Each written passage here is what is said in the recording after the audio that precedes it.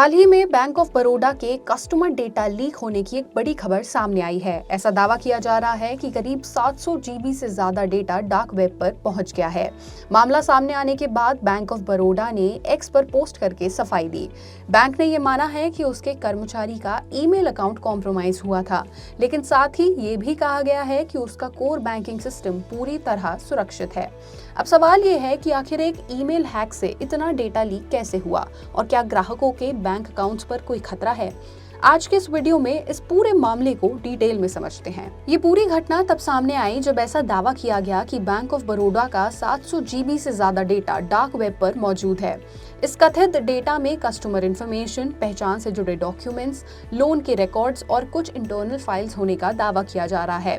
हालांकि bank of Baroda ने data के साइज या फिर डार्क वेब पर मौजूद डेटा की पुष्टि नहीं की है, लेकिन बैंक ने इतना जरूर माना है कि साइबर सिक्योरिटी से जुड़ी एक घटना हुई है।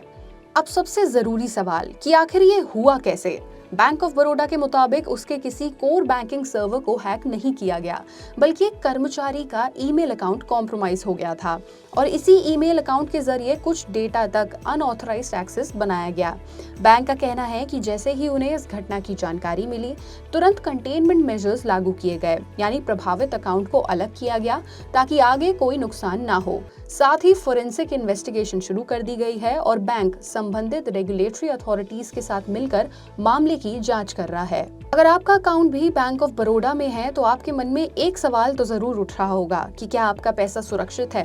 देखिए, बैंक ने साफ कहा है कि उसका कोर बैंकिंग सिस्टम एक्सेस नहीं किया गया और वो पूरी तरह सुरक्षित है, यानी अकाउंट्स, डिपॉजिट्स, फंड ट्रांसफर और रोजमर्रा की बैंकिंग सर्विसेज पर कोई असर नहीं पड़ा है। लेकिन इसका मतलब ये भी नहीं है कि इस घटना को हल्के में लिया जाए। अगर किसी कस्टमर का पर्सनल डेटा गलत हाथों में पहुंचता है तो उसका इस्तेमाल fishing calls, fake KYC updates, fraud emails या फिर किसी स्कैम में किया जा सकता है। लेकिन फिलहाल ग्राहकों को पैनिक करने की जरूरत नहीं है, लेकिन अलर्ट जरूर रहें। किसी भी अननोन लिंक पर क्लिक ना करें। ओटीपी, पिन, सीवीवी या इंटरनेट बैंकिंग पासवर्ड किसी के साथ शेयर ना करें। केवाईसी अपडेट या अकाउंट वेरिफिकेशन के नाम पर आने वाले कॉल्स, एसएमएस या ईमेल पर भरोसा करने से पहले उसकी पुष्टि बैंक की ऑफिशियल वेबसाइट या फिर ब्रांच से जरूर करें और अपने अकाउंट ट्रांजैक्शंस पर नजर रखें। फिलहाल बैंक ऑफ बड़ौदा का कहना है कि कोर बैंकिंग सिस्टम सुरक्षित है और इन्वेस्टिगेशन जारी है।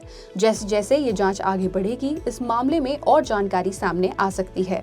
आज के लिए बस इतना ही। ऐसी ही और खबरों और अपडेट्स के लिए जुड़े रहिए हमारे साथ और देखते रहिए सी बिजनेस।